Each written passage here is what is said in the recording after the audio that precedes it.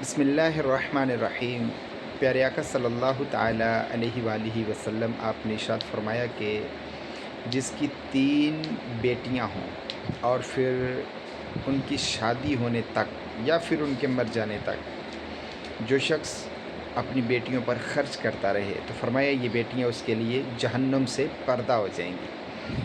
ایک عورت نے عرض کی، یا رسول اللہ جس کی 2 بیٹیاں ہوں؟ کریم آقا علیہ الصلوۃ والسلام نے فرمایا جس کی 2 بیٹیاں ہوں اس کے لیے بھی یہی فضیلت ہے۔ تو بیٹیاں یہ باعث رحمت ہوتی ہیں۔ ایک بات ہمیشہ یاد رکھیے گا، یہ جو بیٹی ہوتی ہیں نا یہ رحمت ہوتی ہیں، اور بیٹے جو ہوتے ہیں یہ نعمت ہوتے ہیں۔ رحمت کا حساب نہیں ہوگا، نعمت کا حساب ہوگا۔